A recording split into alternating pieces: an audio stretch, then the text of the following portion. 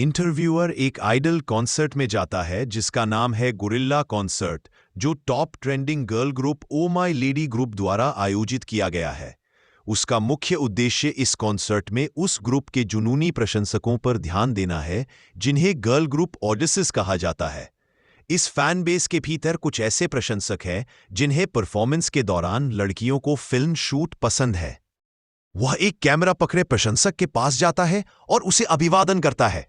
वह देखता है कि वह फिल्मिंग के बीच में है और वह पूछता है कि क्या वह ग्रुप की किसी विशेष सदस्य पर ध्यान केंद्रित कर रहा है।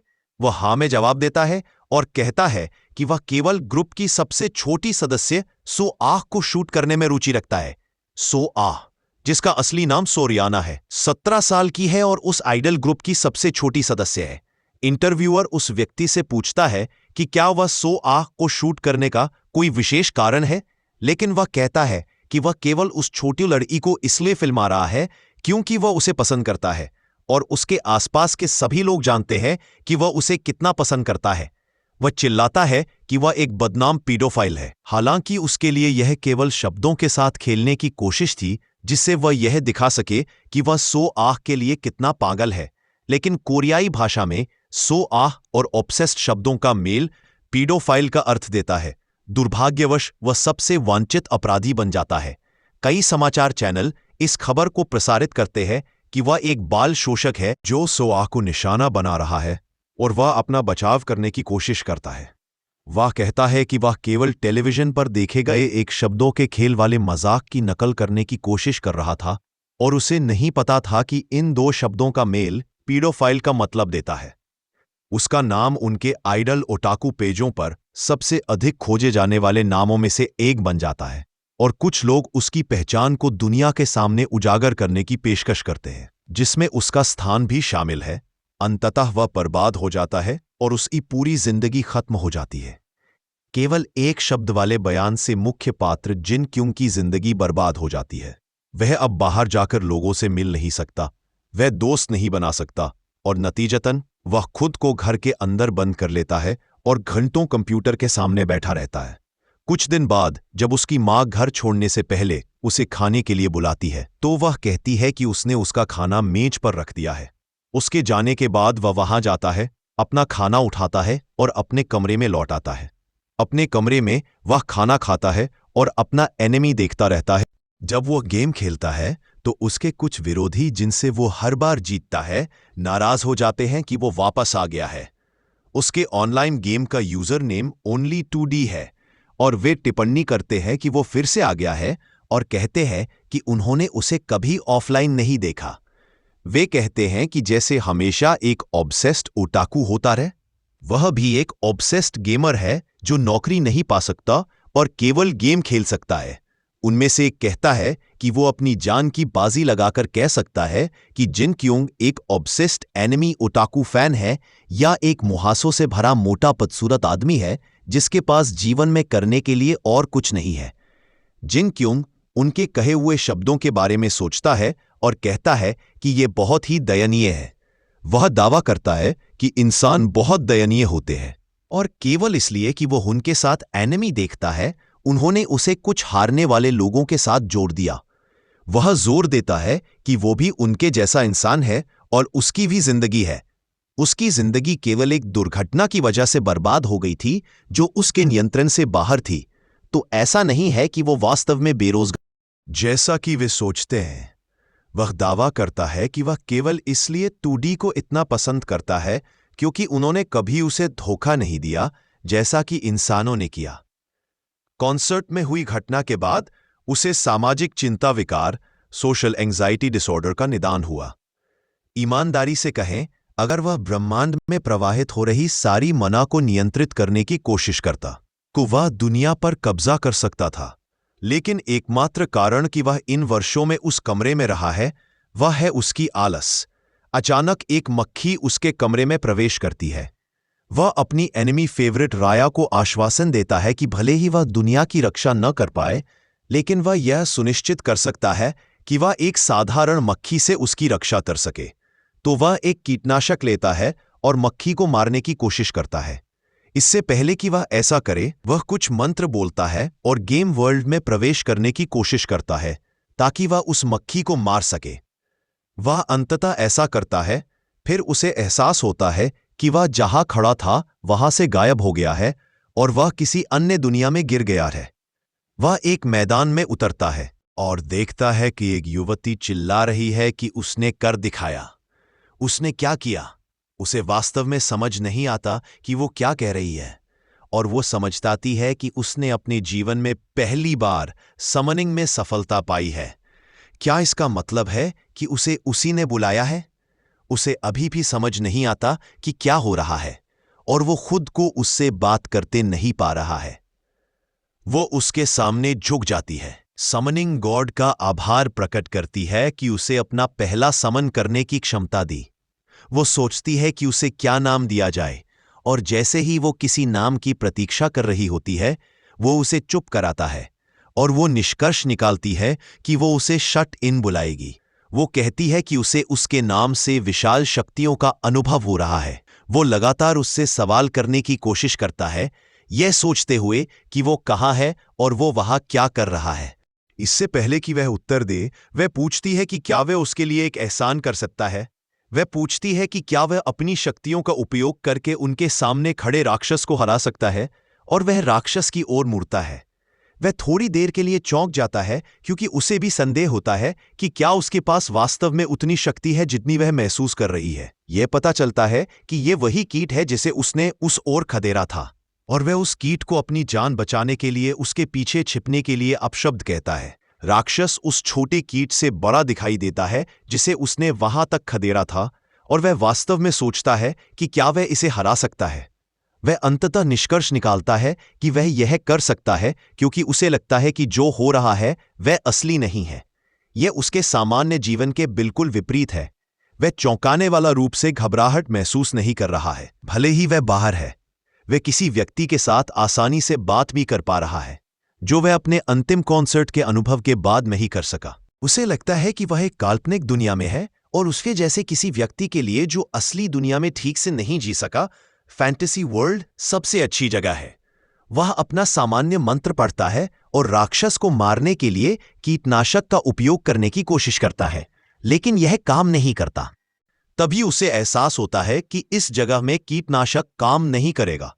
उसकी समनर उसकी ओर से शर्मिंदा महसूस करती है और कहती है कि वह एक दम्बैस है।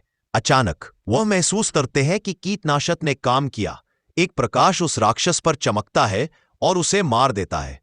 वह अपनी समनर की ओर मुस्कुराता है और कहता है कि तुमने कर दिखाया। वह जवाब देती है कि वह डम्बैस जैसा दिखता है, लेकिन निश्चित रूप से सुंदर है। वह उस राक्षस की ओर देखती है जिसे उसने मारा और उस हमले की गति के बारे में सोचती।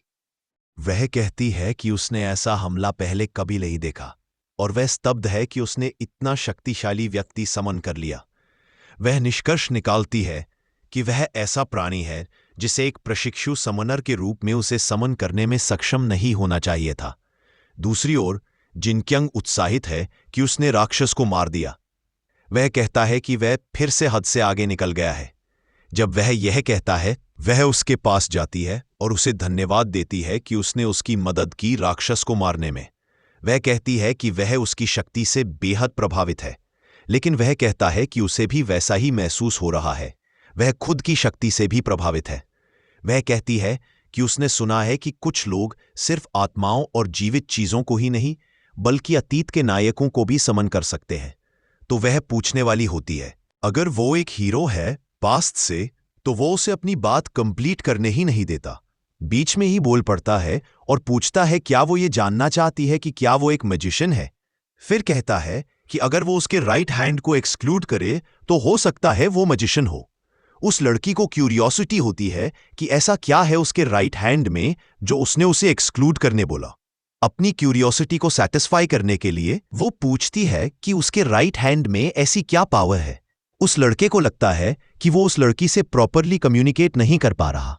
उसे बुरा लगता है कि इवन इस फैंटेसी वर्ल्ड में भी वो किसी से परफेक्ट रिलेशनशिप और कम्युनिकेशन नहीं कर पा रहा। दूसरी तरफ उस लड़की के दिमाग में कई थॉट्स आ रहे होते हैं। उसे लगता है क्या वो बैबल मेज है या मेज हंटर।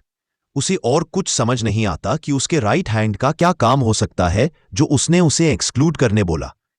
वो रियलाइज करती है कि उसने अभी तक अपना इंट्रोडक्शन भी नहीं दिया, तो वो माफी मांगती है अपने बैड मैनर्स के लिए।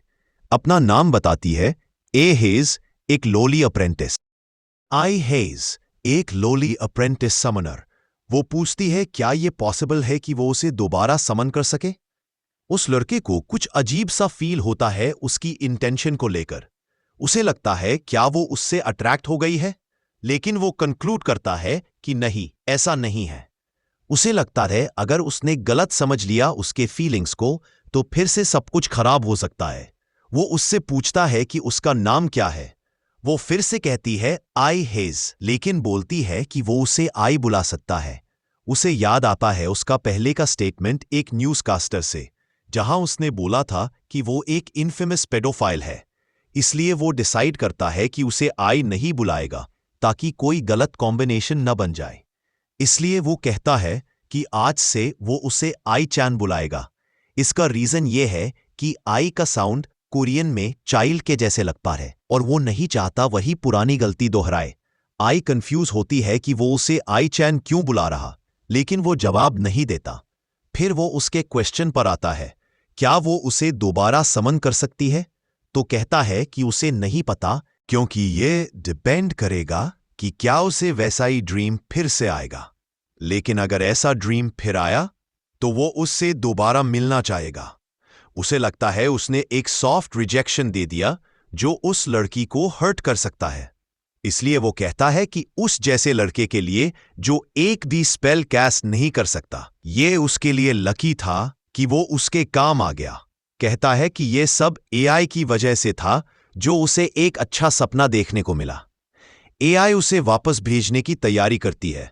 वो उससे कहता है कि लकी समन्स पे डिपेंड ना करे, बल्कि अपने स्किल्स खुद डेवलप करे। एआई एक समन रिटर्न स्किल यूज करती है और वो वापस अपने रूम में आ जाता है।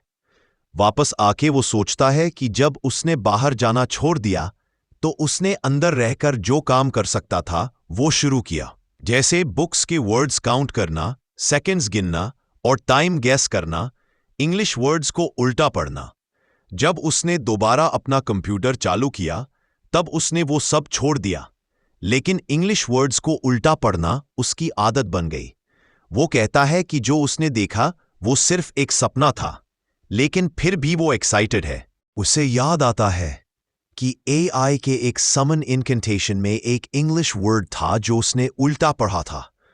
उसे समझ नहीं आता कि फैंटेसी वर्ल्ड में मेड इन जापान का वर्ड कैसे हो सकता है।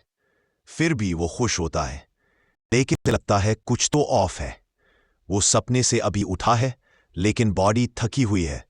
सोचता है ऐसा क्यों हो रहा।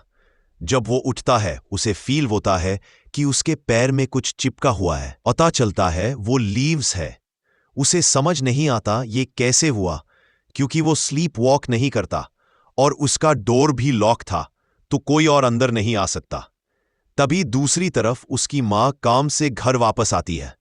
वो टेबल पर देखती है कि उसने अपने डिशेस वापस नहीं रखे। उसे लगता है क्या उसने सिर्फ एक ही मील खाया। वो उसके रूम के सामने जाकर पूछती है, क्या तूने खाना खाया?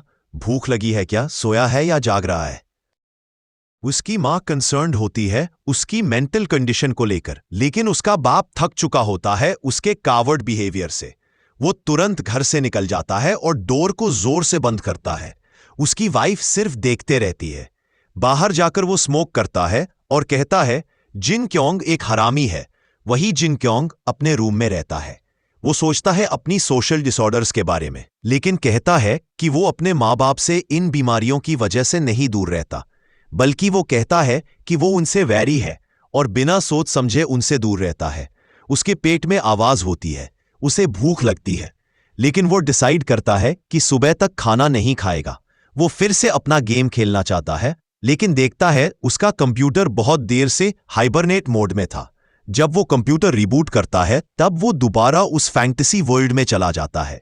तभी दूसरी तरफ एआई भागकर एक आदमी के पास जाती है। मिस्टर जेकब कहता है तुम वापस आ गई हो। जेक भी आता है और पूछता है तुम्हारा ट्रैवल कैसा था। आई कहती है कि जितने भी टाउन्स उसने देखे सब मॉन्स्टर्स से भरे हुए थे और सब कुछ एशेज में बदल गया था। जेक कहता है फोर्ट्रीन सिटी भी ऐसे ही था। जब मैं वहां गया सब कुछ जल चुका था, मॉन्स्टर्स ने सब डिस्ट्रॉय कर दिया। एक और लड़की अलेरा पूछती है मेरे अंकल लॉर्ड ऑफ फोर्ट्रीन का क्या? जेक कहता है वो सेफ है, विल्ला में चले गए। जेक कहता है कि उसे कमांड मिला है अलेरा को विल्ला ले जाने का। जेक को लगता है एआई बहुत जल्दी वापस आ गई। कहता है मुझे लगा था तुम्हें जायंट मॉन्स्टर के वजह से रास्ता बदलना पड़ेगा और देर लगेगी।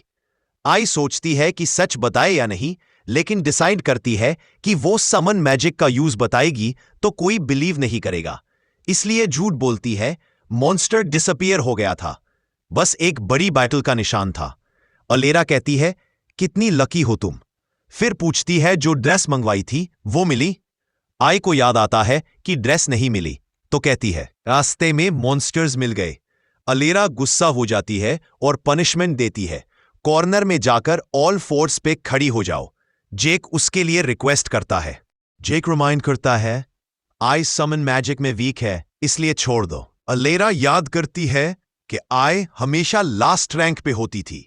आई उसे फ्लैटर करने के लिए कहती है आप तो सबसे बेस्ट थे अलेरा सान। तभी एटमॉस्फेयर चेंज होने लगता है। जेक जो सबसे एक्सपीरियंस्ड है रियलाइज करता है watch of the dead start होने वाला है। सूरज ढलने वाला होता है, इसलिए वो डिसाइड करते हैं कि वो रात यही रुकेंगे। जैक कहानी सुनाते हुए कहता है पहाड़ों पर एक मास्टर है और वो सब देखता है कि हम क्या कर रहे थे। वो हर समय हम पर नजर बनाए रखता है। मास्टर के पहाड़ के अंदर जो कोई भी जाता है सहजतापूर्वक प्रकृति उसे नष्ट कर देती है या वो मृतक बन जाते हैं। बेशक इंसान मृतकों को हराकर भाग सकते हैं, पर अगर मृतक का कोई दाग आप पर लग जाए तो वो मृतक आपकी जिंदगी भर पीछा नहीं छोड़ेंगे। एआई पूछती है क्या इस जंगल में किसी ने मास्टर का क्रोध झेला है? जैक कहता है हाँ ये सच है, मैंने यह भी सुना है कि इस पर्वत का मास्टर बहुत डरावना है। एआई हैरान होकर कहती है मिस्टर जैक, अगर मास्टर के पहाड़ का कुछ हिस्सा नष्ट हो जाए तो क्या होगा? जैक कहता है ठीक है, उस स्थिति में भी मृतक उस इंसान को पकड़ने के लिए उसके पीछे आएंगे। तब एआई की हालत खराब होने लगती है। वो घबराते हुए बोलती है मिस्टर जैक, मैं सच कहूं तो मैंने इससे पहले अपने बुलाए गए समन से एक बड़े मॉन्स्टर को हराया था और मेरे समन ने वहां कई पहाड़ नष्ट कर दिए थे। वहां कुछ देर तक सन्नाटा रहता है। तभी जंगल में से एक खौफनाक आवाज सुनाई देती है। वे सब चौंक जाते हैं। तभी पता चलता है कि वह मृतक जंगल में एआई को ढूंढते हुए उसके पास आ रहा है।